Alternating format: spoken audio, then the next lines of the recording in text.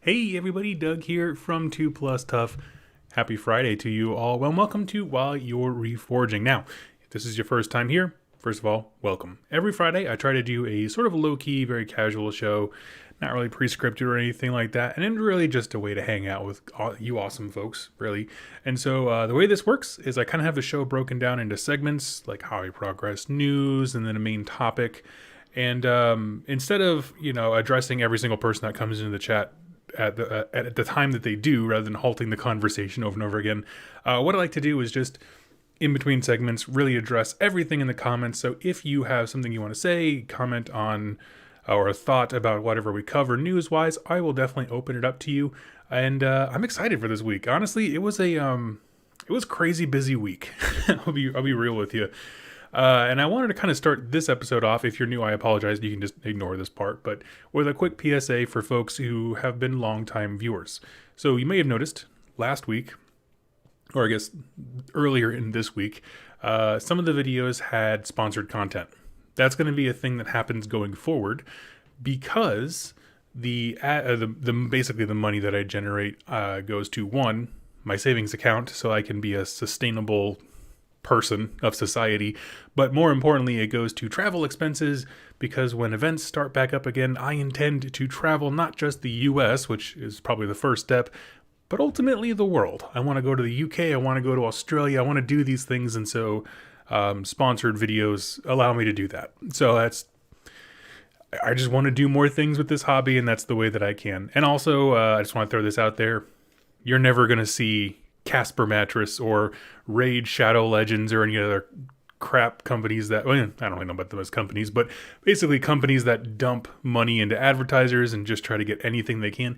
Nope. Everything you see here is going to be stuff that I actually believe in, and companies that I want to work with, and stuff that I honestly think would make your hobby better. That's kind of the whole point of the channel, and I just wanted to throw that out there. So I'm not selling out, I'm not like that. I'm just doing what I need to do to be a successful adult, provide for my family, and travel around the world and see y'all. So that's kind of my goal. That PSA out of the way, let's move into our first step. Now, typically when I do these first little things, I go straight into hobby progress, but there's not a ton this time, I'll be honest with you. Let me just pull up. I got way too many tabs open right now. Let's see. Here we go. And I'll move the chat so where I can see it. All right, there we go. Apologies for the delay here. I forgot I had this waiting for the last 20 minutes. I got out of the shower and was getting dressed and someone started talking to me. Well, you are safe. So, I got some fun stuff. I didn't do much painting because I had such a crazy busy week, but we got some cool things. And I count purchases as progress because sometimes it's all you can do. These two books I have waited forever for. So basically, when they went on pre-order, I put my order in with Games Workshop, and they just never shipped them. And so after, what was it? I think it was like a week ago, which is like a month and a half after they went on pre-order, I just emailed Games Workshop. I was like, just cancel, please give me a refund. I'll go support a local store. And that's exactly what I did. So here are the Agents of Chaos. This is all the rules for every Chaos Warband in Warcry. And then over here is obviously the Tome of Champions 2020. I have a lot of thoughts about this one. I mean, overwhelmingly positive, to be perfectly honest with you. I liked it quite a bit. There's a few specific things that I need FAQs for. And I didn't actually stop to see, because I just got these yesterday afternoon, if they have an FAQ out for them, because some of the wording's kind of strange for the Fated Quests. But overall, very happy with this book. As far as the Agents of Chaos, I am fairly lukewarm, because it's just stuff, you know what I mean? It's stuff we already had available to us, but truth be told, I'm glad I can have it. And I like the way it's laid out. I think if the game had launched with this book, or these series of books, it would have been a infinitely stronger start for Warcry, but that is my own opinion. So I put those there. I know Corn, great guy. So I'll put those to the side. And this store had a bunch of oldies, and that's what we're going to be talking about today. Actually, it's oldies but goldies. I have here This is the old Empire Wizard of, well, he's an Amber Wizard, so Gur magic. And I snagged this because, one, he's hard to find, but two, my boy, Jack over at Rolling Ones, really wanted him, so I snagged him. And then we have Vlich the Curseling, who was, I think, just like a Curseling now, generically. And I grabbed him because I thought somebody else in our friend group, Greg, wanted him, but he has not kind of confirmed. So I'm keeping him for myself because, quite frankly, this guy is baller, and he does have rules in Warcry in the Agents of Chaos. So I just like him. So now I just need a couple of Arcanite units to kind of fill out the ranks, and that should be easy to do. So I'm very excited. My little hobby finds. And then we have our main topic for today. A bunch of really old White Dwarf magazines. I have not held some of these magazines since I was a wee lad. That's a newer one that I'm going to cover later, but I am super excited because there's some fun stuff in here we're going to be talking about this coming week, because we got vampire lore. We're going to take a look back in time as to their origins and their story and how they've changed as we get ready and excited for Soulblight, both as a faction and just as a Warhammer Quest enemy. So I'm excited about that, so we'll just leave those right there for when we come back to it. And I'm going to pause here and just kind of, like I said, in between sections, open it up to comments, criticisms. What's y'all been working on with your hobby desks as I bring up the rest of the stuff for the next segment here. Let's see. Hey, finally got them. Do you know how to make a Khorne army list? I got a Goreblade warband, start collecting. Honestly, yeah, lots of troops, and don't think that Bloodthirsters are the end-all be-all. Like, they're really good, but it's easy to look at the model and be like, this guy's gonna thrash everything, and, you gotta take care of them, gotta get them into the battle, but once they're there, they can do some nasty stuff.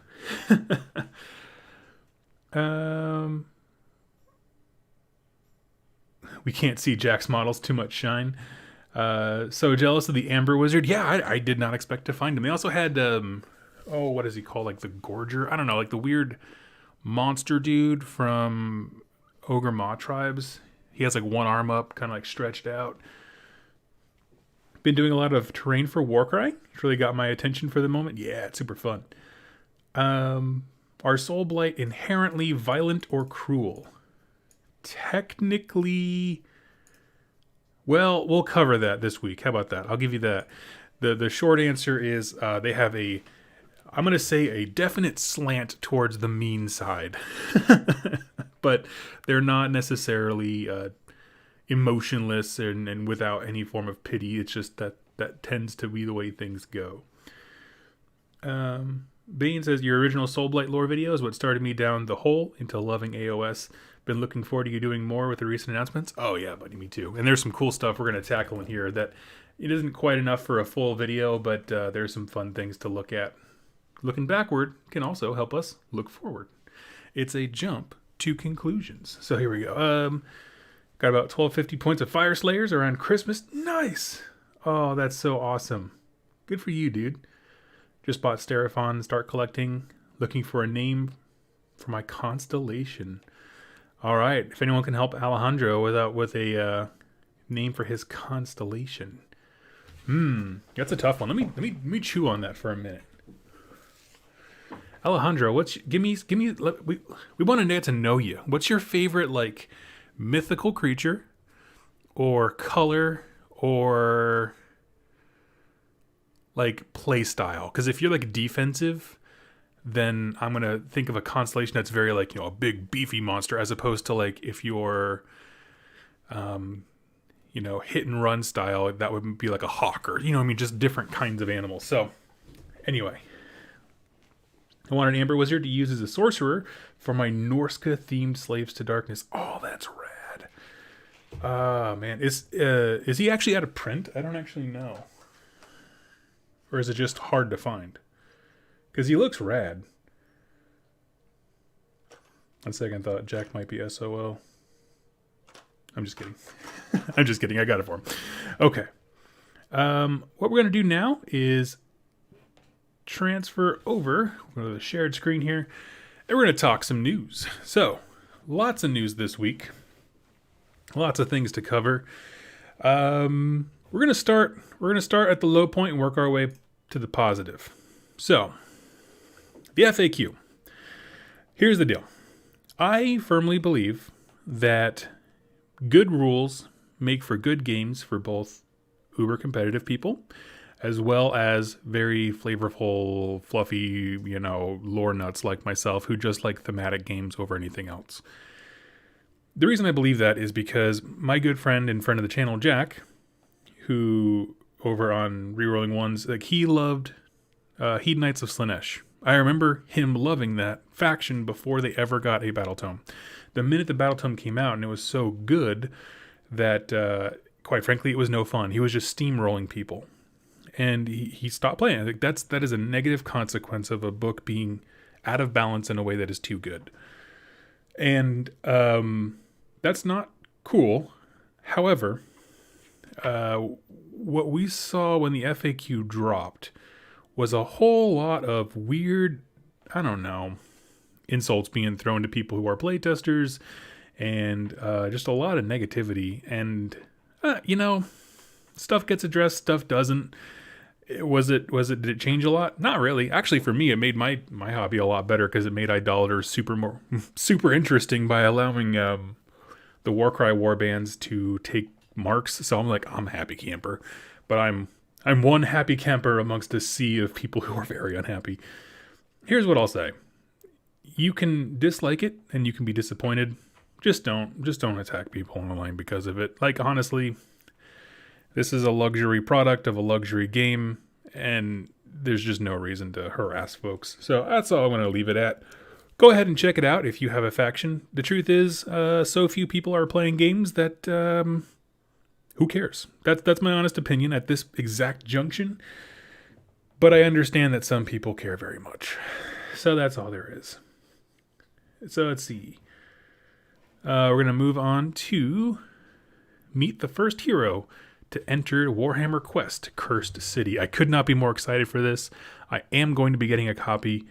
And it's actually something that I plan on playing with patrons and people who want to on the channel. I'm going to buy this, paint up all the miniatures, and if it functions like Silver Tower, you should absolutely, if I just go to the downward cam and I have the board, I'm going to obviously make it a lot nicer, but have everything set up here. You and I will actually be able to play a game, and I'll just move the figures for you, but you'll do all of the role-playing aspects of fighting and rolling dice and all that kind of stuff. So that's my vision for what's coming up with Warhammer Quest, Cursed City, and I am very excited about that. So we're kind of in a holding pattern till we know more details, but we got some lore behind our favorite Inquisitor-looking guy. So who is he?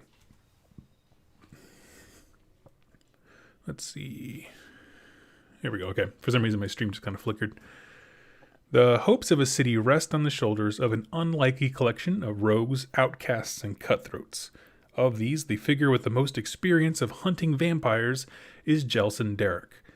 Once, he hunted witches, ether ghosts, and cultists of the dark gods, but after he was expelled from the Order of Azir, which is like the Azirite church for Sigmar, he decided on a massive career change and started hunting vampires instead. First of all, that is the best resume ever. Hey, listen, I used to hunt witches and geists and cultists, but I'm looking for a lateral life change, something that fits my lifestyle more as I age, and that's going to be hunting vampires, which he's just decked out for it. I love it.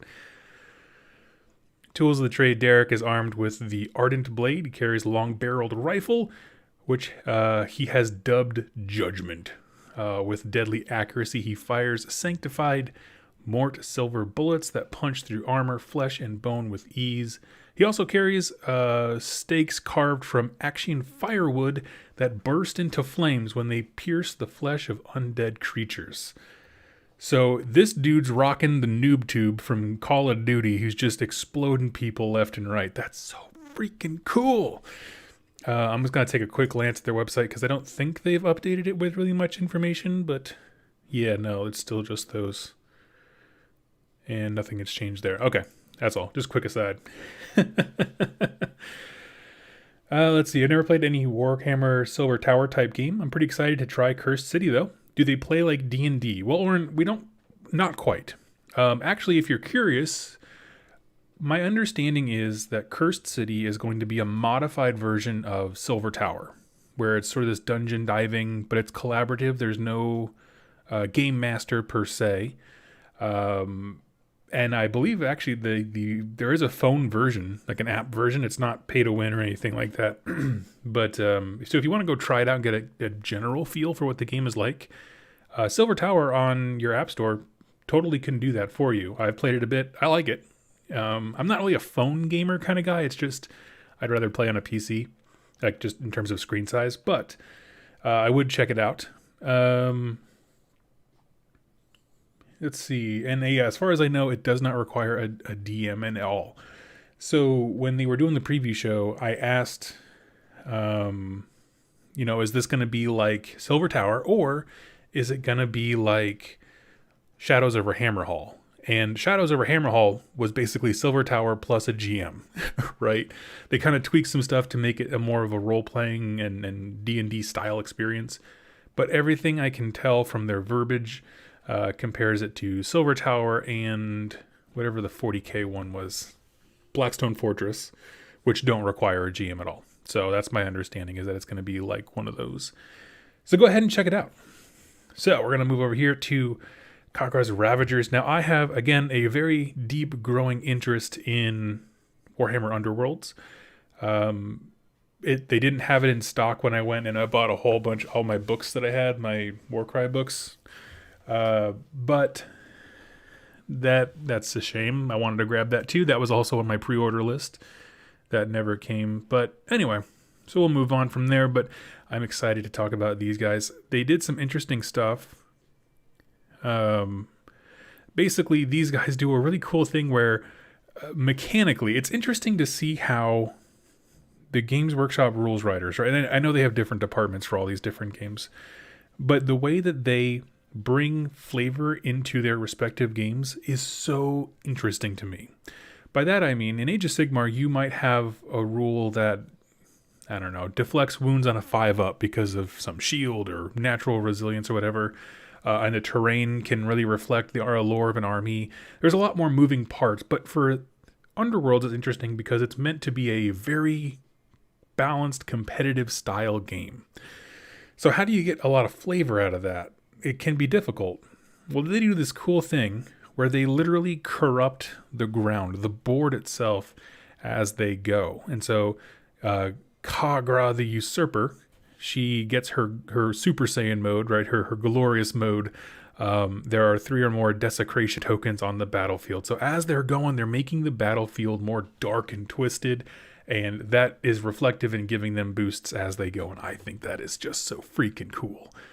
Then we have Zarshia Bittersoul, the sister, I'd imagine. Pretty cool looking. Got some wizards in there. I like it. The Dour Kragan. That's just the best name. I love it. If this fighter holds an objective at the end of the action phase, desecrate that objective, and you just throw a desecration token on there. So they want to be holding objectives. They want to be corrupting stuff. I just think it's the coolest way. Now, is it necessarily good in game? I don't know, nor do I care. But if I'm going to play Underworlds, leaning into the most flavorful types of warbands, I think is the most fun. So they're just showcasing a few cards here. Let's see. I was looking for one in particular. Where is it at? Maybe it's in a different preview. Okay, never mind. They're just showing all of them. That's cool. Good for them. Way to get people excited. That's good. Thanks, G-Dubs. I got a question here. Would you like to see a full faction battle tome that includes AOS rules and Warcry rules per army? What do you think the price of that book would be? Do I want to see it? No, I mean, I think they're two different games, to be perfectly honest with you. I think that there should be more sets that have, like, so they have, like, the Sylvaneth box for Warcry, the Legions of Nagash, the Gloomspite kits.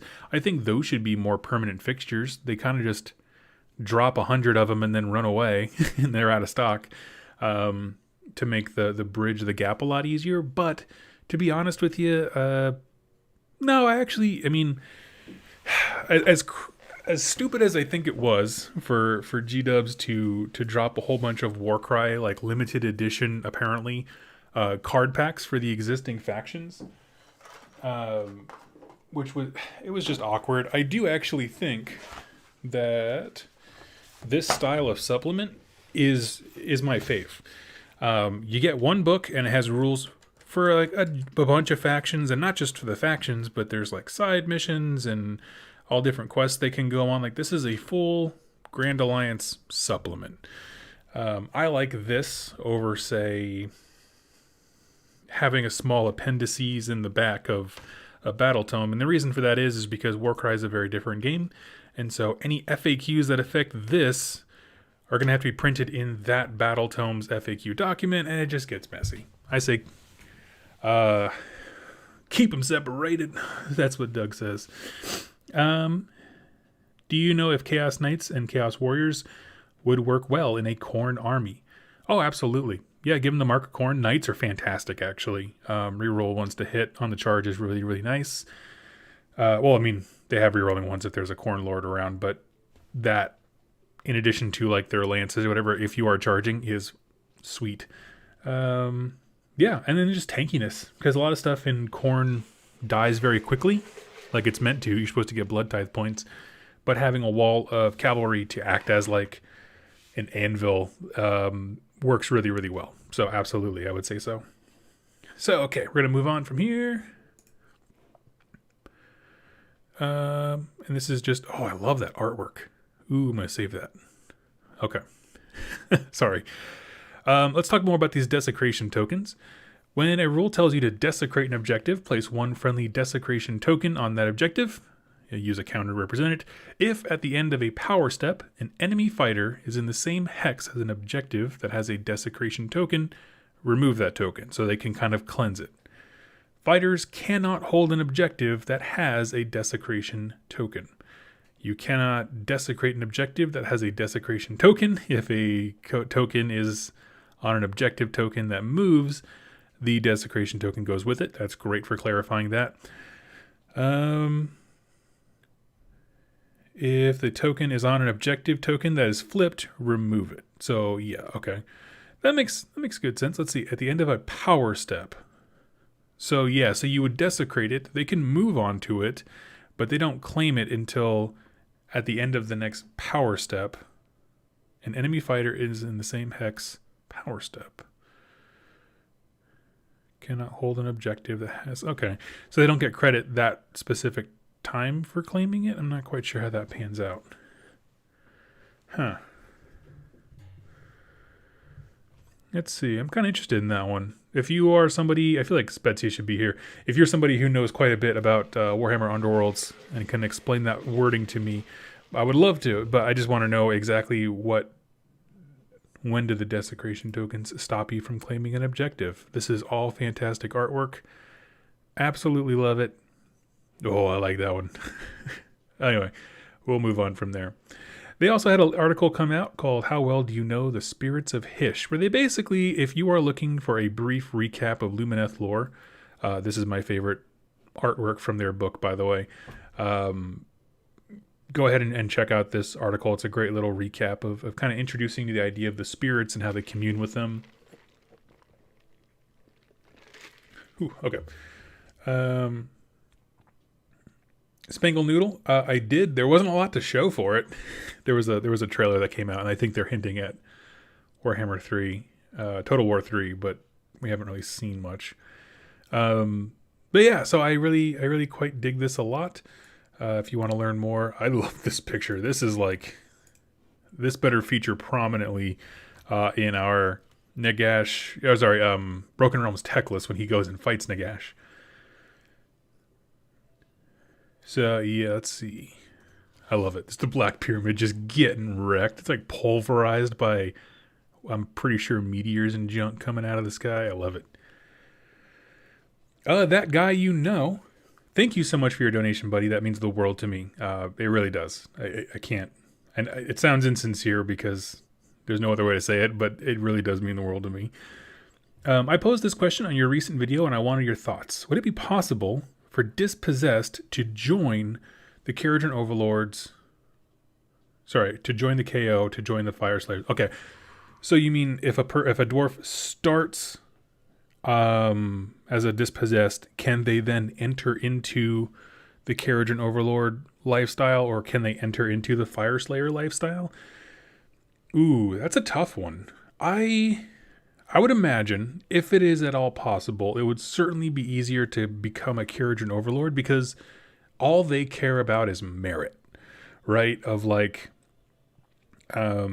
if you can claim enough ether gold, if you can make enough money, if you can make enough trade, like, if you build up the merit, they'll respect you. Absolutely. And so I can definitely see that aspect. I can see it being very hard to earn enough to gain respect, but it is possible. As far as Fire Slayers go, because they're more of a lineage-based thing, I could see you maybe like living with a lodge, but I think it would take multiple generations for you to really integrate in a big way, because everybody else's family line is so much longer and has so much more, I don't know, history, just for lack of a better word, to it, that I could see that being very difficult. So I mean, I refuse to say no, because the whole point of blowing up the old world and making Age of Sigmar was that it's big enough now that you can do whatever the hell you want. So I'm going to give you a firm yes and say that yes, it's possible, but I can see logically, just based on the cultures and what's being presented to us in those books, it seems like it would be easier to become a Keratin Overlord than it would be to become a Fire Slayer, just from what we know about them, in terms of like how those different factions live and stuff. Oren says, "Here, Lore Video, you almost got me collecting Fire Slayers."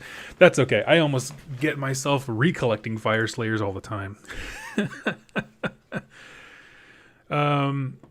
We have the let's see, hierarchy of Hessian spirits. The spirits of the realms are many, but they aren't distributed equally. Some, like the spirits of the water we just mentioned, are relatively common. The larger the lake or the longer the river, the more powerful the elementors that call it home. Less common is the stalwart Alarth spirit mountain. So maybe Cow-Boy is Cow-Boy is the preeminent spirit. Even more wily and hard to pin down are the Harukan spirits of the wind, manifesting in war as huge fox-like archers, borne aloft in a swirling gale. So yeah, these are our new fox boys, and I, again, as Oren pointed out, I'm basically just hunting artwork at this point because this is phenomenal. Let's see, yeah, okay, and there's the generic version. So we saw the named character one.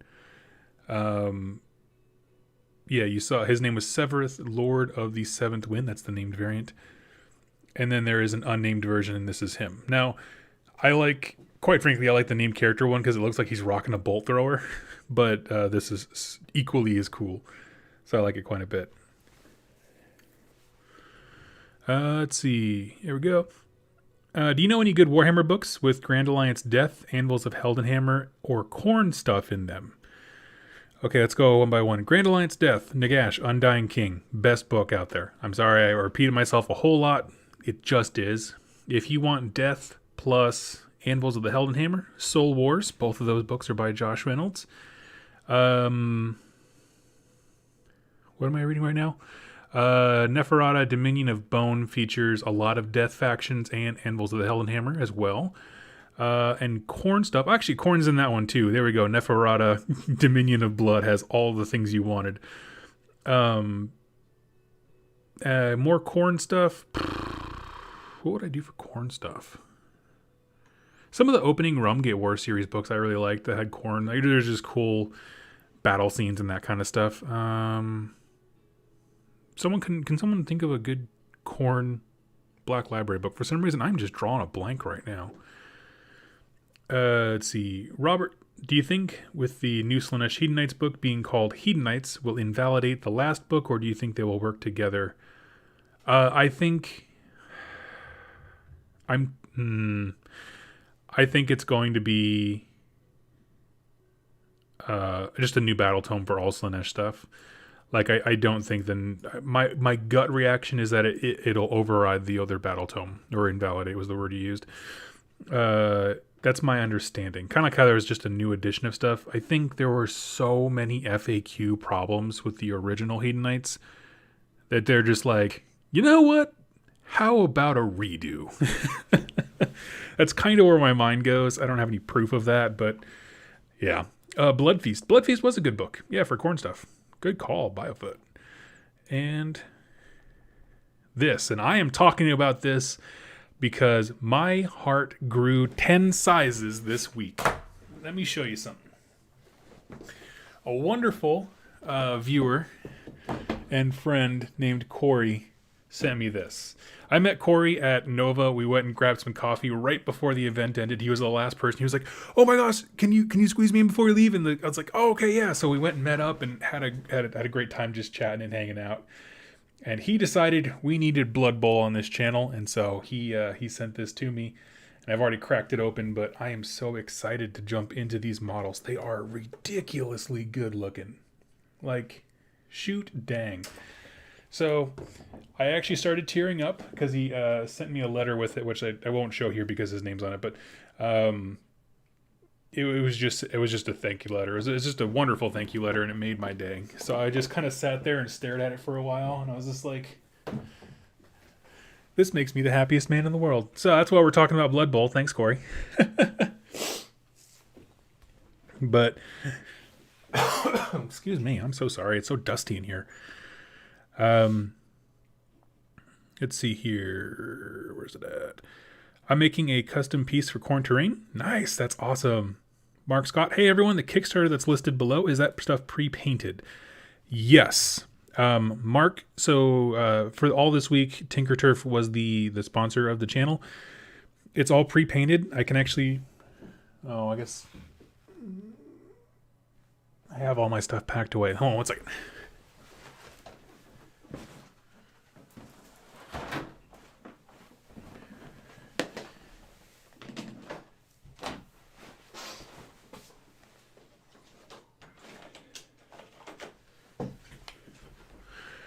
We'll go down here. So Mark, want to help you out?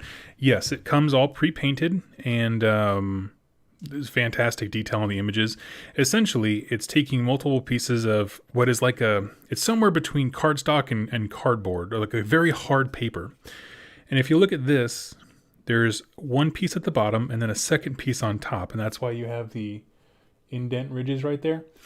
And so together, it makes a really solid piece of terrain. And makes these little plugs. You can build it, stack it. It is ideal. It is perfect for Kill Team and Necromunda. That's what I would say.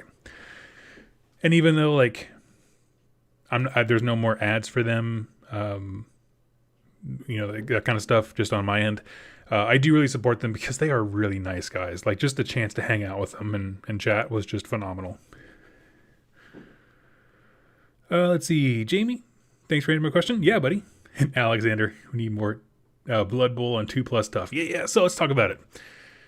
We have Skrull half height. It's an undead dwarf, which is the coolest. Of course, holding a goblin arm to be able to throw the ball. Let's see.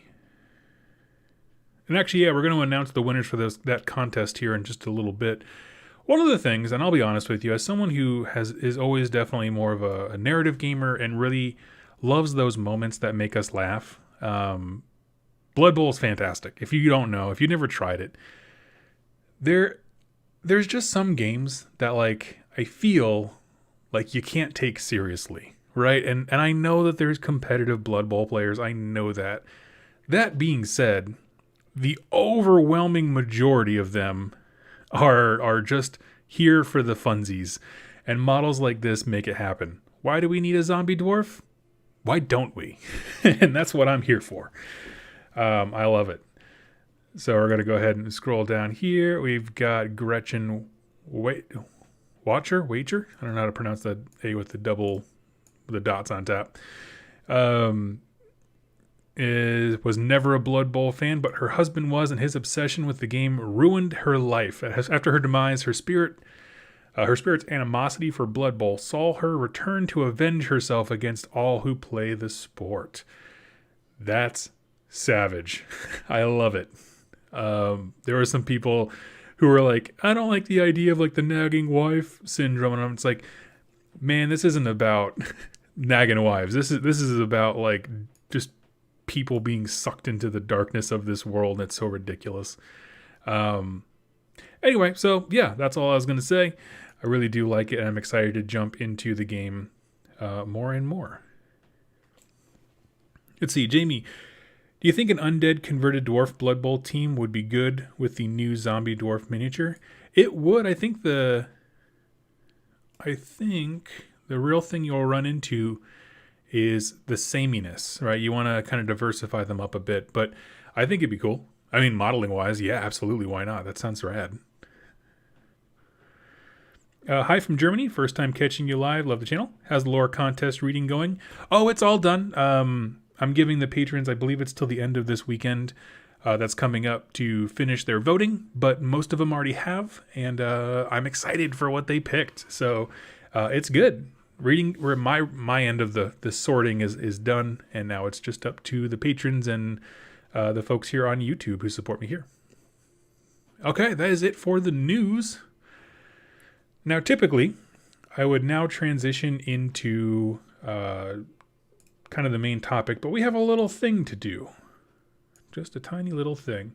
So, here is the deal. I am going to throw up some cool looking artwork here. Give me just a hot sec.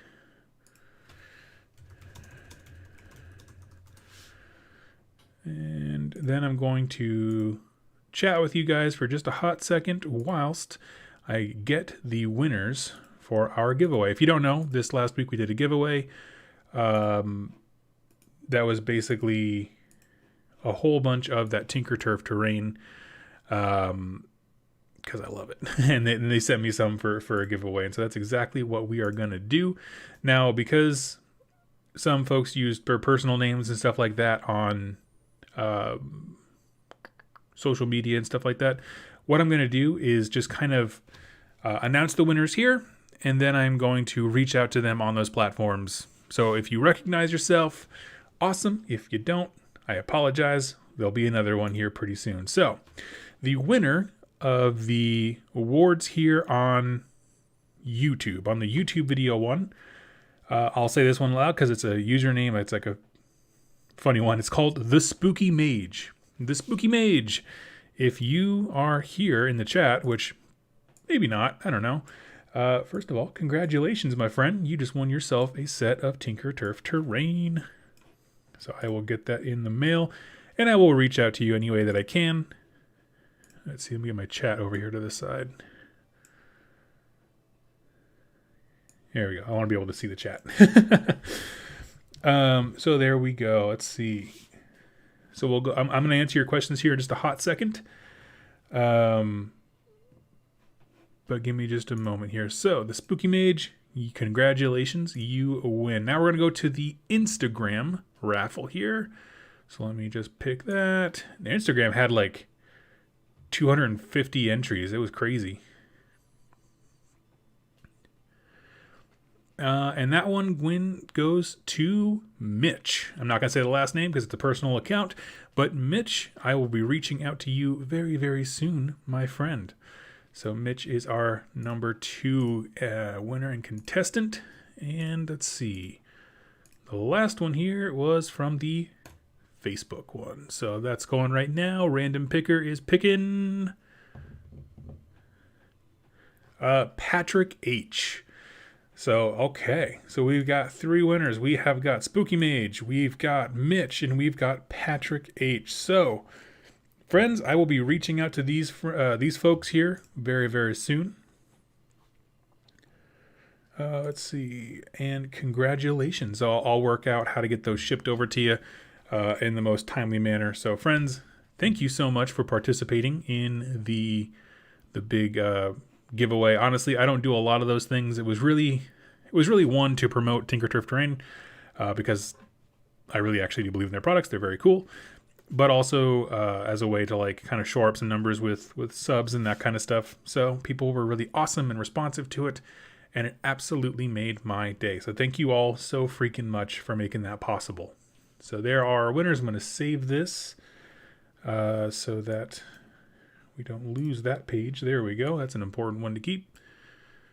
And now we're going to move on to the main topic for the day. Let me just get it all ready. Let's see. 1, 2.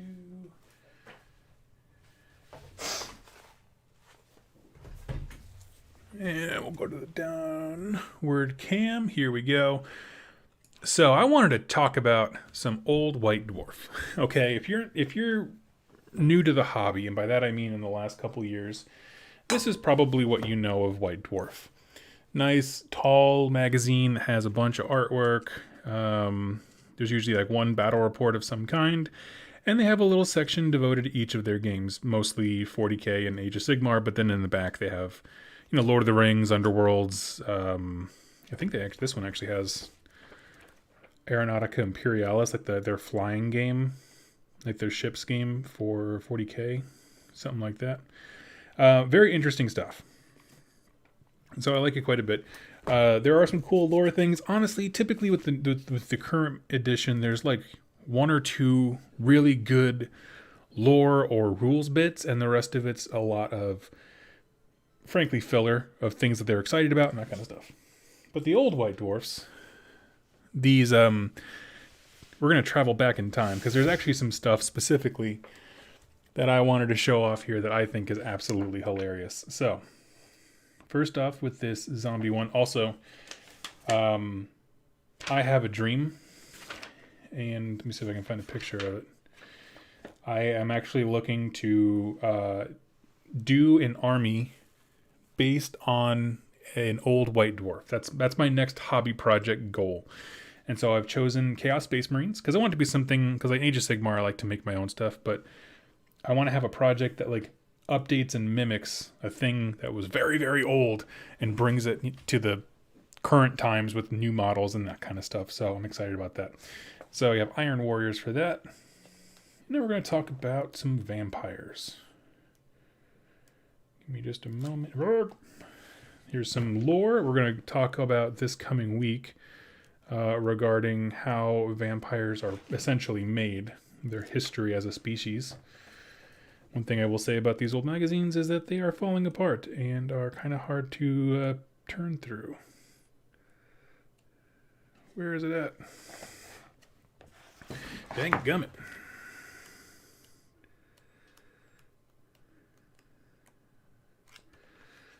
Ah, here we go. Oh my goodness, that was so difficult. I apologize. Never seen a man struggle to flip through a magazine so much. I got my Slaughter Priest from a White Dwarf. Yeah.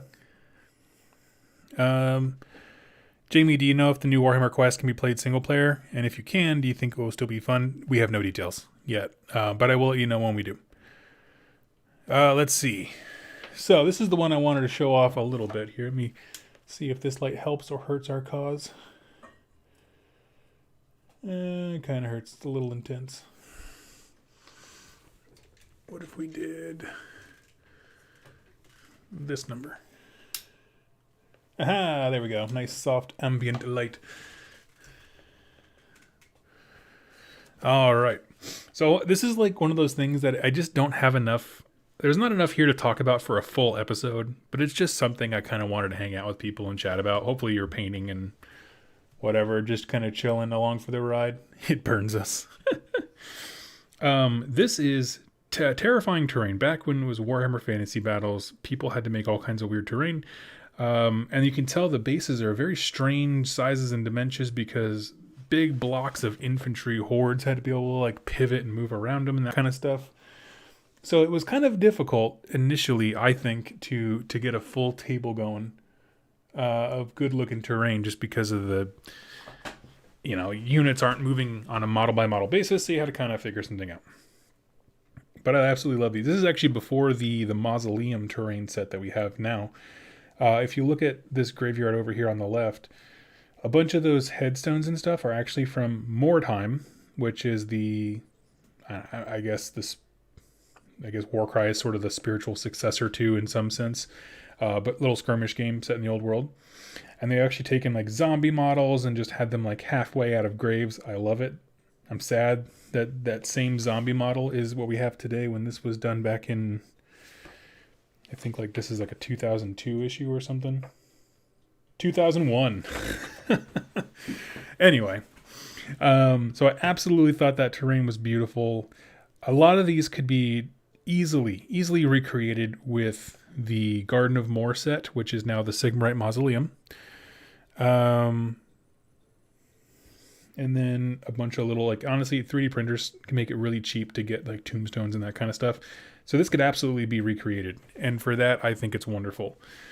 Let's see. And this one, yeah, I mean, honestly, this kind of looks like the inspiration for the Garden of Moor set, because obviously the doorways, we have a big arch, and then the statue with the Grim Reaper on top. I absolutely think that is so rad. Now, this one up here in the top right is sort of an odd one. I'm not sure how well you can see it, but he basically took a tube and built it up, and the idea is that it's full of gory bodies. He just put a stack of zombies and skeletons on the top, and that's just so gross.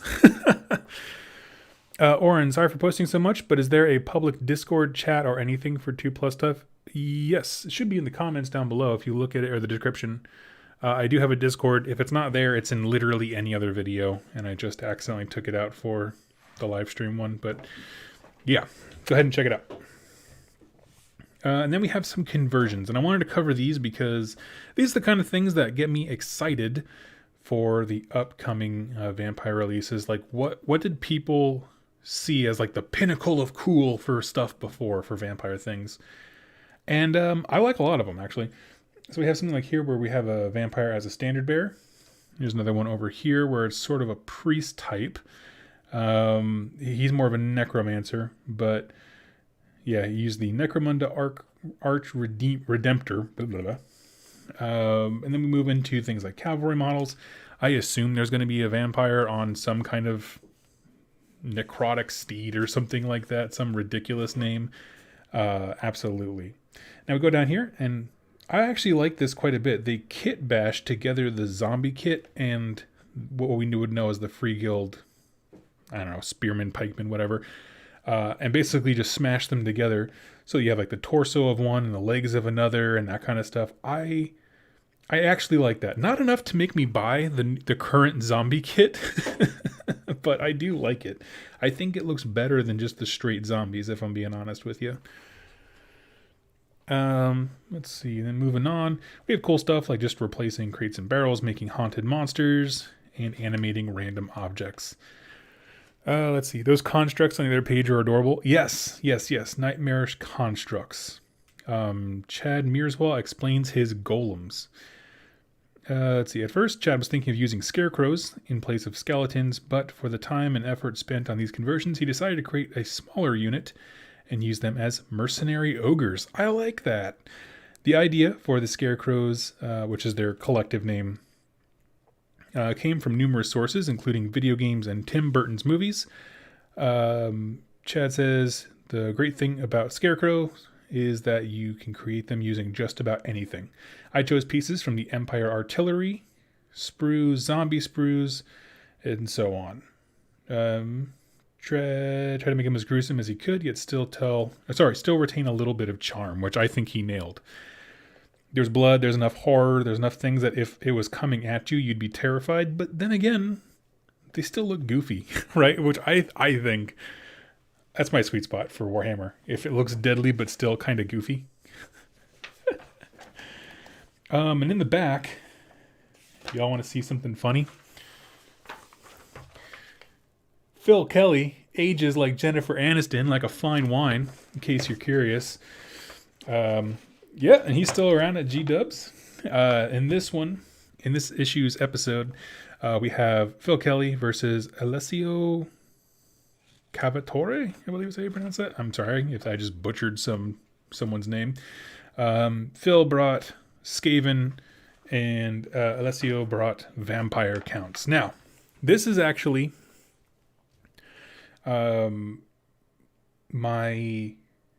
this is what really inspired me to do a historic Warhammer army updated. I was looking at this Vampire Counts army, and I'm like, okay, if we played Grand Alliance Death, what would an army like this look like now, right?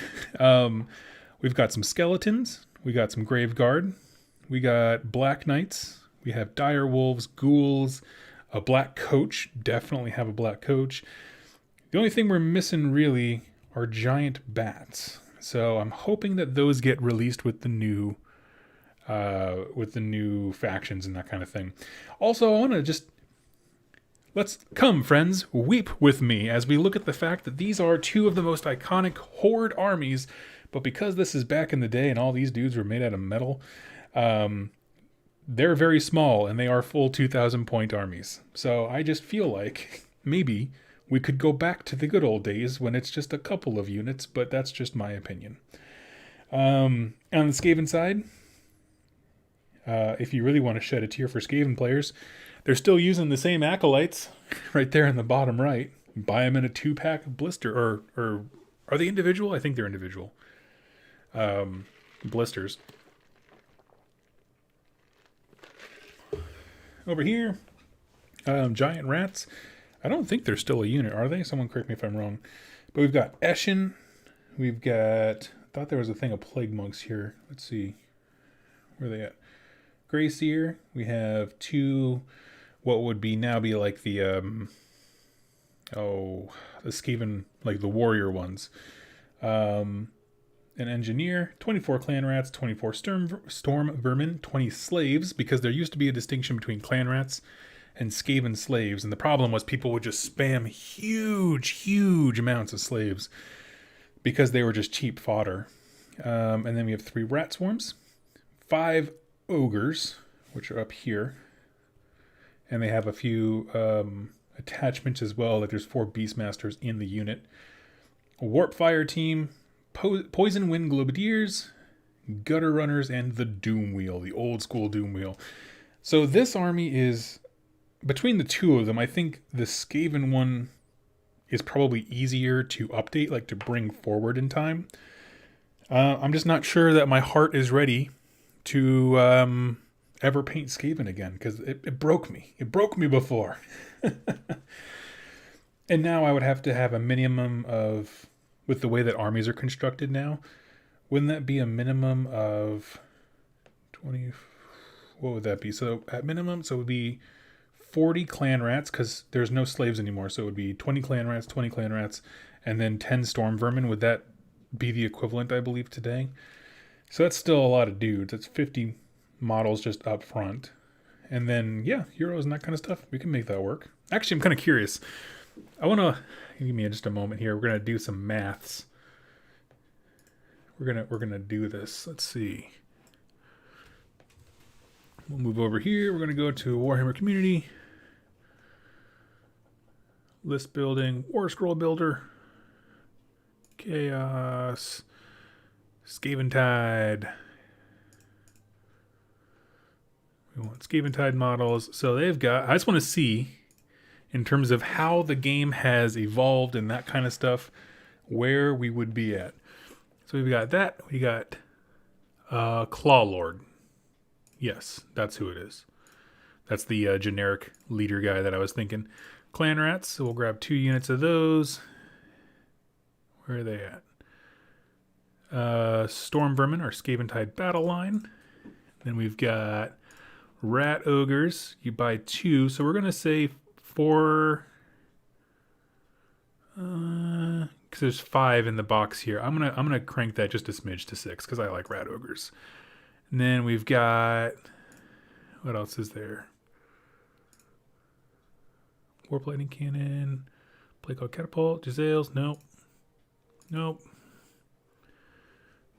Okay, so I guess he's just a unit. That's right, I was trying to find the Warp Fire Thrower. Is that him? Is that what we had? Special Warp Fire Team, yep. So a Warp Fire Thrower. Then we have the Doom Wheel. Then we have... Sorry, if this is really annoying to you, I do apologize. I'm just having a blast here. Pack Masters comes with 3. That's about right. Oh yeah, and we need the Poison Wind Globadiers. Where are they at? Scryer Acolytes, I think, is what they are now, right?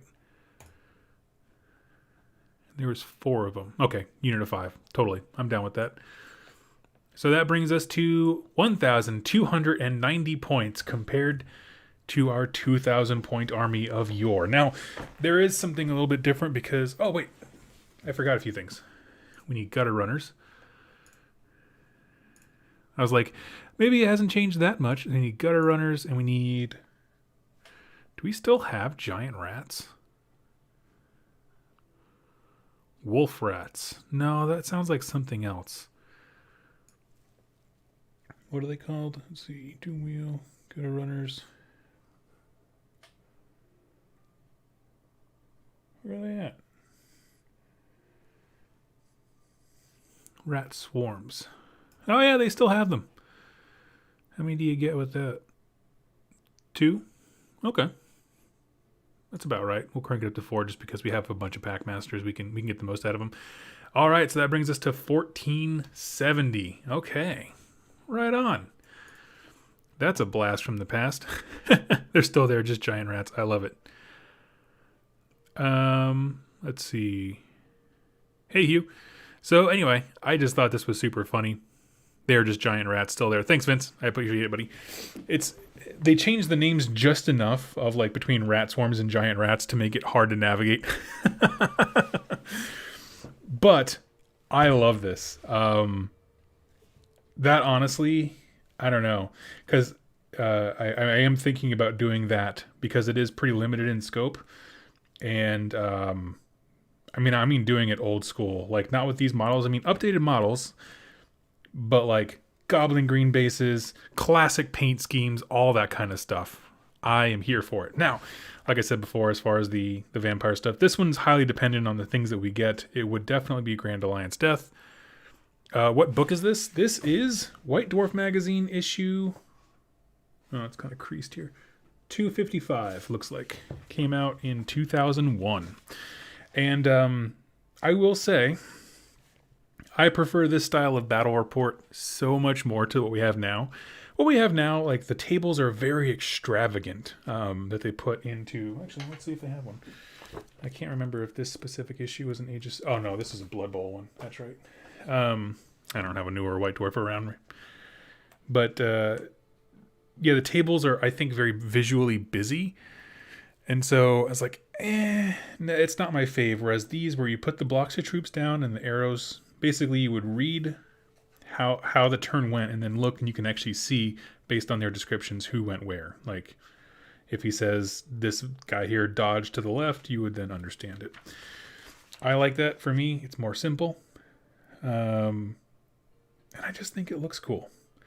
Now, the downside to all of this is that whatever faction the book or magazine was about that month always won. And it's just so funny. Like, it really is. Like, if it's a zombie magazine, you know the zombies are winning. And, you just got to be along for the ride. But, yeah, no, the nostalgia-based army is my jam. When battles all took place on neatly mowed golf courses. Exactly, as God intended. If it's 2001, it's 6th edition, so the armies are still closer to how large they would get. If you want fun to grab some 5th edition books, when you choose 1K army is 20 models. That's heartbreaking. So, yeah, absolutely. These are super fun to read through. The reason I picked on this one is because I'm very hyped for vampires right now, and there's a lot in there about them, which will be coming to an episode very soon. But while we're talking about old world concepts that we think would be cool, we're going to talk about these guys. This is when a set of books called The Hordes of Chaos was released, and it essentially goes through what is the nature of chaos within the context of the old world, how they knew it then. And I think a lot of it really does hold up. It's basically like introducing you to the background of a new army. But I don't know if it's in this one or the next one. First of all, I am going to cut these magazines up because I love this artwork and I want it on my wall so bad.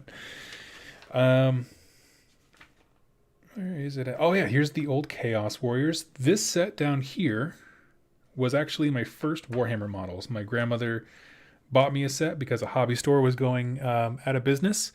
And these guys right here. I don't remember this guy on the left with that helmet, but these are the old school Chaos Warriors before the ones that we have now.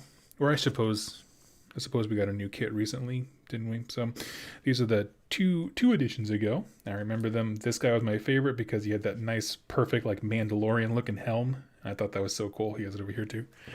Oh man. Let's see. Jamie says, I have Legions of Nagash army and some Mortek Guard and Necropolis Stalkers. Do you think these would work well for Grand Alliance Death? Maybe with some Night Haunt? It depends on what you mean by work well. In terms of a flavorful army of undead, yeah, absolutely. Go for it. That's why Grand Alliance Death is a thing. If you're talking about going to a tournament, I am not the person to ask about that. To be super honest with you. And I love this stuff where they take a look at the studio's Chaos Army and they basically explain why they went through the build and design and paint scheme that they did, really bringing those things to life with the old school banner. We have some more terrain. Yeah, I bought these at an old game store and they were kind of thrashed around.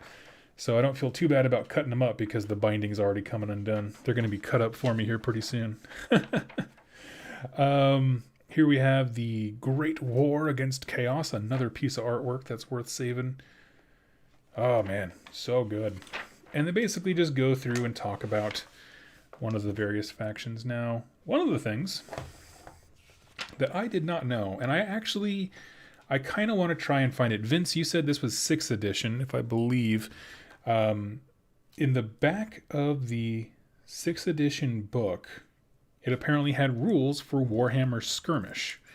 So, like a lesser version of Mordheim was what I'm getting, where you just play with a handful of models and that kind of stuff.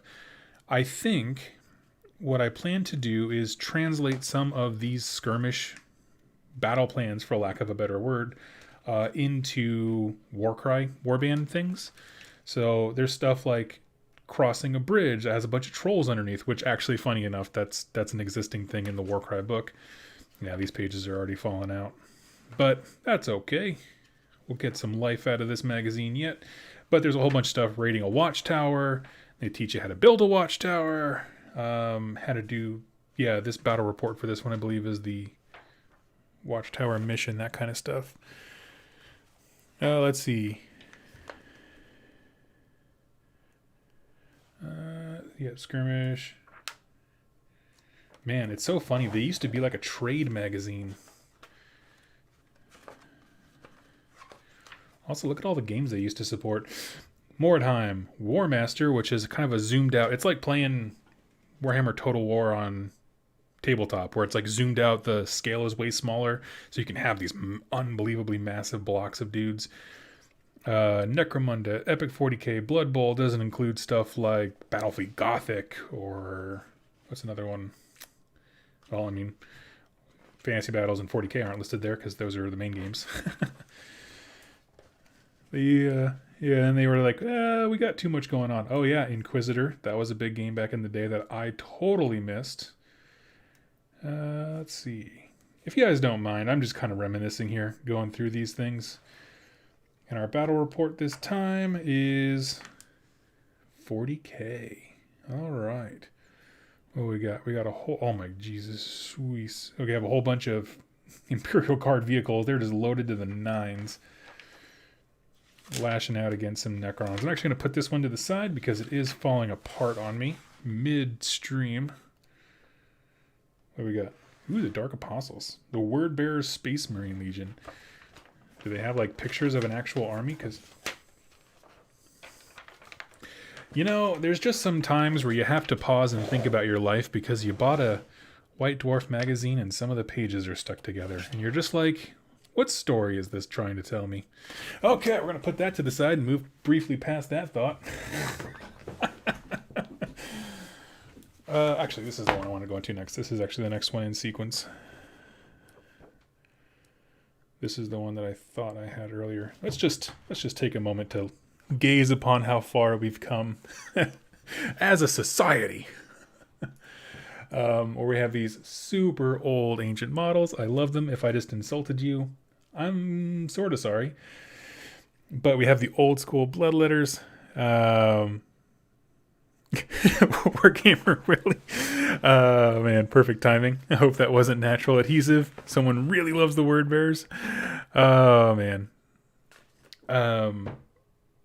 Yeah, I love these guys. I think they still make great unit champions, if I'm honest with you.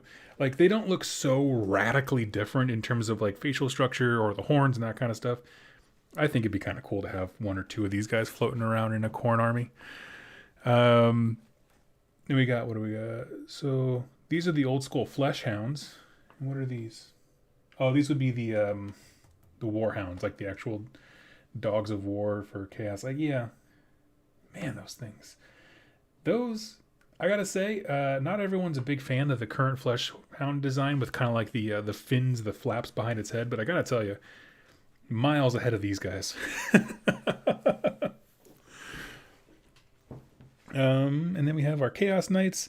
We're still rocking, I believe. Yep, that's the same Marauder kit, where this guy's face is just half eyebrow. I really respect that. As one Polish person of Polish descent to another, gotta say, I'm really digging that.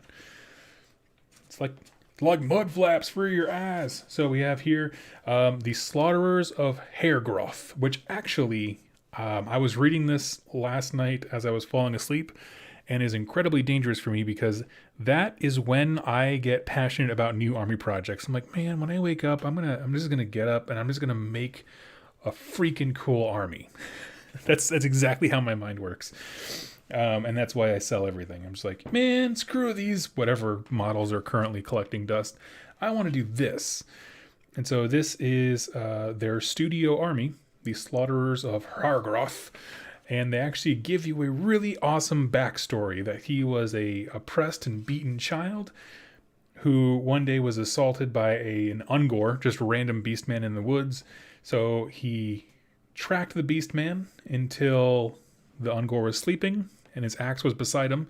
Young Hargroth, there we go, grabbed his little crappy Ungor wooden axe, killed the Ungor with it, and at that moment Khorne was like, hey, this guy's pretty cool, actually, and blessed him. And so all of a sudden, the crappy, like, crude axe that the Ungor had became this, like, perfectly smooth steel axe with a Khorne rune on it. And Hargroth got bigger and stronger the next couple days. And it's basically the story of how he usurps the throne of his clan and becomes Hargroth of the Slaughterers, and they become a sweet Khorne warband. And eventually, he joins Archaon. And this is back in the old world. However, if you did not know that, and I read this story to you, you would be like, oh, cool. This is just straight up AOS. So I absolutely love it. The Slaughterers of Hairgrowth, cool name for a metal-themed barbershop. I would absolutely go there. In a heartbeat. And then there's a great little dive into the Lord of Skulls, Khorne the Blood God. Honestly, not a lot of info here. This is in support of books that were coming out later. Then we have here the Coronation of Archaon, which I am absolutely going to do a video on. It's essentially, he had to get hit one last artifact, the crown of, is it Dominion or Domination? But his journey to get that sees him take a test from all four of the Chaos Gods. Like, every single one of them. At the end, he has to fight a bloodthirster for Khorne. All these kinds of things. It's really rad. Man, I'm loving all this Khorne stuff. Keep it up. I'm glad you do. I love Khorne stuff.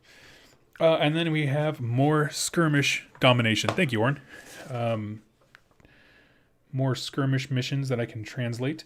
What I like about these specifically is that they have custom-made boards. And that's something I really do want to get into. If I have one gripe about Warcry, it's I'm not a big fan of how much control the game takes over creating the board. Now, it's actually improved. In the back of the Tome 2020 and in the last one, 2019, there were rules for creating your own table. So, like, you know, you could just choose to do something different. But as far as the base game goes, I like to make my own boards. So this is a great way to do that. This is like a mining tunnel that comes up into it. You have a guard room, and you're basically just fighting in this little room area. Here's a long hallway down a dwarven keep. Oh, I even made it. Oh, that's rad. So yeah, imagine a whole skirmish game that just takes place in these corridors. Now, if you're playing with Warcry, what's it called? The new Catacombs. I don't know why. My brain is just skipping today. If you play with Catacombs rules, even though all this is a long rectangle, it actually becomes super cool because you can use, if you're Corvus Cabal or Night Haunt, you can use the walls like terrain. Like I look at that as a Corvus Cabal player and I'm like, parkour, parkour, you know, having a run around, having a good time. Do you think I should build Necropolis Stalkers or Immortus Guard? Jamie, I have a simple policy here on this channel is that I don't tell people what to build because, first of all, I don't know. And second, I would really hate for you to not enjoy whatever I told you to build. That's my honest response when everybody asks me that. I'm like, I don't know, whatever you think looks cooler. That is legitimately rule of cool is my thought. And then we go into, what is this? Okay, so what they're teaching you in this one, and this is something I think needs to happen more in AOS. You translate a skirmish game into a full Age of Sigmar game. In this case, obviously, full Warhammer game. So the idea is that because X faction won the skirmish game, they get some kind of bonus, or the opponent gets some kind of debuff within the next full game that you play, which I think is rad. I think connecting games across gaming systems is quite possibly the coolest thing ever. Here we talk about conversions, but most of those bits are no longer available, sadly. And the War of Faith. Let's see. Oh, this is just our battle report for the week. Let's see what we got. Let's take a look. You will be sad to know how long I spent trying to see if all of these models still exist because, like I said, I'm really on the hunt for recreating an old school Warhammer army. Truth be told, quite a few of these things exist in some capacity. The biggest and saddest one that doesn't is the Altar of Sigmar. So that's a real blow because that's like the centerpiece of this sucker. But a lot of other stuff does still exist. Now, this is a huge army. Oh, 3,000 points. That would explain it. I was like, man, I mean, I knew they were cheap back then, but holy smokes. But we still got the volley gun. And that's volley gun, pistoliers, knights, spearmen. Yeah, there's a bunch of stuff. It's kind of the finer details that are missing, though. But whatever. And then we go on to the Chaos Army, which I found out pretty recently that, first of all, let's just talk for a moment. I'm half tempted to make this the army that I have updated, right? Because I already have some Slaves to Darkness stuff. The problem is I've already started painting them in a scheme that doesn't match this, so it wouldn't. I refuse to go back. I love my John Blanche style paint scheme stuff. But I do love this, where like all of these models exist still in some way or form. Can you imagine this scene with like the current Archaon? Big ol' honkin' sucker. Marauder Horseman 2 spawn. There's a wizard on horseback, which doesn't really exist as much anymore, but we can find something to kind of substitute that. Chaos, Warhounds, Screamers, Marauders, Warriors, Knights, all those things exist. Sorcerer Lord on disc. I would get the guy from Ether War, or it might be a woman, I don't know. Oh, Corey. Hey, everybody, this is Corey. I was talking about earlier, the kind guy who sent me the Blood Bowl. Let's all say thanks, Corey. Thanks, Corey. So that would be totally possible. Of all the ones I've seen so far, this and the Skaven are the most doable because very little has changed. Let's see. There's the old school Volkmar model. Hats off. Oh, thank you guys. Ignore the space saver. I like to go through these old magazines and mark off important things that I want to use for like lore videos and stuff. So let's see who's winning. I bet it's Chaos. Glory to the Dark Gods, death to Sigmar. Yep, there we go.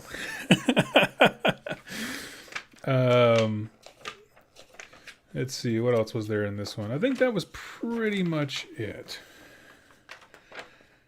Oh, this is when they launched the Space Marine Predator tank. That's what that lore bit was back here. That's so funny. Now we have the Redemptor or whatever it's called, the new Primaris tank, and like very few folks are taking Predators anymore. Okay. I'm done with this one here. Spezia, oh buddy, thank you so much. I was wondering where you were when we were looking at the Warcry previews. This one really only had one article that I wanted to focus on. Oh, this is like a siege battle, right? Yeah, garrisons, giants, and generals. Oh man. Actually, there was a little bit here that I shared with my friends yesterday, and I will share with you as well. A bunch of stuff for the old war hydras. Where is he at?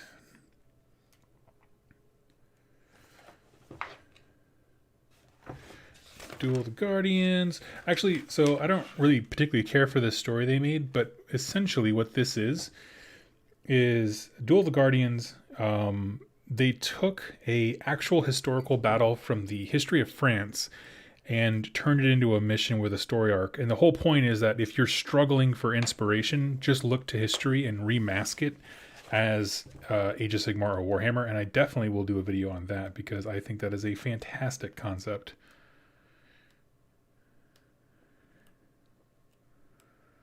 Let's see, you got some Bretonnian stuff. RIP. Oh, here it was. The Cursed Company. One project that I've gotten, just running errands before my wedding day. Buddy, congratulations. You are the best. I wish you all the best in the world. Being married is awesome. I love every minute of it. The Cursed Company is a regiment of renown, which are basically mercenary units that other factions could take. They have their own rules, their own everything. It's all locked in amber. You can't change anything they're equipped with. So I really like that quite a bit. And I want to find a way to do this for AOS. It wouldn't be very hard. You could certainly modify the, what are they called? Mercenaries rules to do that. But I think it's really cool. So there's this whole story about them. And I definitely want to bring them to Age of Sigmar. Let's see. I think that was pretty much it. This is a very Inquisitor heavy issue. And so I was like, I don't know anything about Inquisitor. I totally, that whole era just missed me by a mile.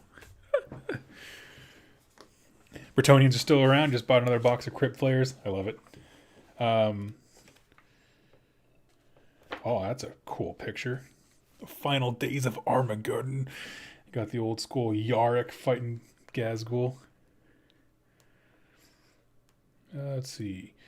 This to kind of give you an interesting idea of a look back in time, if you're interested. They did a worldwide campaign for 40k at one point, and basically each country or region was a different continent within one planet. So all of Spain was Volcanus. The rest of the world was Hades. Canada was the Netheria Peninsula. The plains of Arthon was Africa. And so basically, yeah, that's how it worked out. Let's see, Germany was Tartarus. That actually showed up later in a different game. United Kingdoms was Infernus. Italy was Acheron. I don't know. I kind of like that idea. It's a cool thing. And collectively, everybody fought the war for Armageddon, which, of course, ended with everyone praising the Imperium. Let's see. Lore contest idea. Design an AOS renown unit. And we can all vote for favorites. Oh my god, dude. You just nailed it. Let me write that down. Let's see. Next lore. There you go. You guys heard it here first as a little Easter egg. Next lore contest. Design a regiment of renown.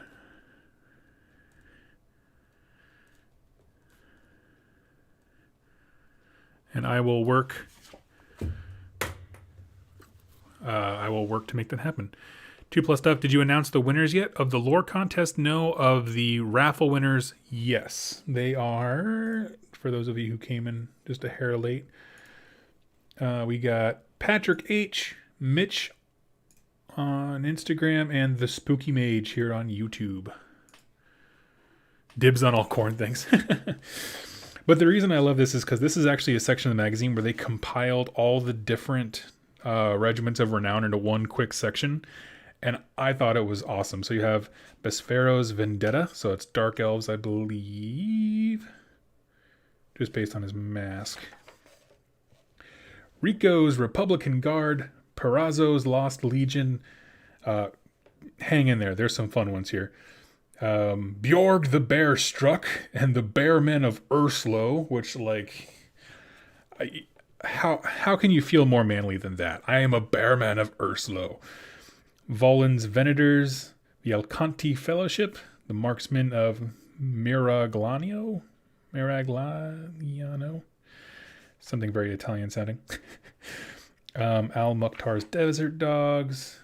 We have Ogla Khan's Wolf Boys. I have seen that in another issue. There's a Dragon Lord for hire. Lumpen Kroops Fightin' Cocks. This is the best. It's a bunch of halflings who unleash a whole bunch of chickens on the enemy as a distraction. So Lumpen Kroop and 5 halflings, including Ned, properly Nedley, Hamfist, the Standard Bearer, a Hornblower, cost of 90 points. So that's it. I love it. That's just the best. Gotta run and spend too much money on Michaels on ribbons and stuff? Absolutely. Yeah. Congrats, buddy. Hope to talk to you soon. We have Tichi Huichi's Raiders, Long Drong's Slayers Pirates. That's Slayer Pirates. There you go. There's a whole basis for an army. Slayer Pirates. Leopold's Leopard Company, Golfag's Ogres. Golgafag's Ogres. Birdmen of Katraza. Those are grots that, like, fly in on wings and that kind of stuff. But yeah. Bronzino's Galloper Guns. I love it. So anyway, I just wanted to show off how ridiculous some of those things are. Like, some seem very, very, like, cool and hardcore, but others are weird at best. Here we have this guy. Let's just take a moment to appreciate how quote-unquote huge this old giant model was, because he probably was enough metal to kill somebody if you struck them hard enough. But this is the predecessor to the Ale Guzzler Gargant kit that we have now. And yeah, so I love it. I love the fact that, like, I will say, so I've said before multiple times, is this live video on the same time every week? Just about, yeah. I started about 10 o'clock my time, about an hour and a half ago, depending on where you are. As much as I hate rolls that do nothing, like when there's a bunch of dice rolls and nothing happens, that's very frustrating for me. The goofiness of not knowing what a giant's going to do on a tabletop is just kind of fun. Like, I get it. There's a limit, and I totally respect it. But yeah, and we have the Fall of Karak 8 Peaks, which is a great little lore bit. I'm considering doing a video on that one. And then they just kind of talk about how they break that down. Making cool scenery. There's a bunch of lore in this one. They got Balthazar Gelt, who actually was my favorite old world character, if I'm being perfectly honest with you. His whole story arc is really, really nice. It's dark, but it's nice. If you know what I mean. I got the old Chaos Dreadnought. What do I got? Oh, this is an interesting one. For 40k, when you could design your own vehicle, and there's nothing broken about that. Everyone made super fun, balanced vehicles, and we all lived in harmony. That got FAQ'd and crossed out real quick, by the way. We have the Sons of Sigmar army, which for the most part is pretty doable because it's a lot of great swords, archers, a few of the volley cannons, which are still around, wizards. The only thing we're missing is we could put a mage on a griffin in replace of Balthazar Gelt. That's, yeah. What you're missing, though, is my favorite character from this specific magazine and the way that they present him. And that is, wait for it, Balthazar Gelt. Oh, there's a whole bunch of strike forces. That's cool. Let's see, what is that? Battle report. Moving swiftly on. But I don't know where his thing went, but there was a thing for Balthazar Gelt in there somewhere. But, yeah. Anyway. Friends, I know that was an absolute waste of time. Absolutely. But it's so nice sometimes to just have a little walk down memory lane. Let's see. Remember where we came from. And we'll go back here. That's our scaven list, if we ever felt like making it. All right. Now, that is pretty much all I've got for a show today, to be honest with you. I just wanted to hang out with folks. Gelt is a great guy. 8 Peaks sounds like a dope video. Okay, I'll make that one. So yeah, let's see. What would this be? Here we go. Greyseer, 2 Claw Lords. That's actually not a bad army. Like, is it going to be good on the table? Probably not a ton. But in terms of like a cool collection of models, I kind of dig that. Greyseer, 2 Claw Lords, 40 Clan Rats in 2 blocks. You got 10 Storm Vermin. If you are someone who knows Skaven, Vince, you were in the chat earlier, so I'm calling upon you, if you're still here, or if you're free. What would it take to make this list? You have 500 points, 530 to spare. What would it take to make this, like, decent? You know what I mean? Like, obviously, I would probably want to crank up the Clan Rats to 40s. So that would be 80 Clan Rats. But beyond that, like, I don't know. The Warpfire is not great. You got Packmasters, a couple of Acolytes, Gutter Runners. They're not the best, but they are. Yeah, I don't know. Oh, if it's time well spent, it's not time wasted. Well, thank you. Warp Lightning Cannons. Oh, that could be true. Yeah. So the thing is, I don't want to swap anything as much as possible because this is the core of the list, right? Like this is what straight came out of the magazine. So I'd prefer as much as possible to either take more of the same things to kind of keep that feel, but not dropping what's there. Because if we're going to drop stuff, like it's kind of all over the place, right? Hit me up. I can take care of you. Okay. Yeah, I'll do that. I'll drop this in our nerd chat, and we can we'll let everybody else tear it apart. A sort of all comers. It's easy. Sweet. Yeah, I'll do that. But friends, that's all that I have today. I think it's a fun idea. Just rebuilding a classic thing, making it our own. And I think that could be a lot of fun. So I'm going to go ahead and close it out here for the day. And I'm going to end there, I believe. Let's see. I would consolidate the battle line into Storm Vermin and Clan Rats. Yeah, that's what they are. Storm Vermin and 2 things of Clan Rats. Give it to Lolnades in your Discord. That's a fair point. Well, anyway, friends, I'm going to go ahead and hop off for the day. I'm wearing my Hawaiian shirt of confidence. +3 charisma is what it gives me. Yes. So anyway, friends, thank you so much for hanging out with me down a little walk down memory lane as we took a look at some armies of yore. I hope that you have a wonderful Friday and weekend, and look forward to catching you Monday morning. I do my, obviously there's going to be a video out Monday morning with that week's sponsor, which is a great game that's model agnostic that I think that you will really like. So that's coming out on Monday, as well as my normal Monday hangouts where we play some Vermintide. Usually Age of Nagash is there, a great YouTuber. You should definitely check out, and we just have some fun kill rats and talk about whatever. So if you want to join us there, go ahead and catch me Monday morning at the same time, 10 o'clock Central Standard Time, and I'll see you then. Anyway, thank you all so much for hanging out with me today, and you have yourselves a day full of happy wargaming.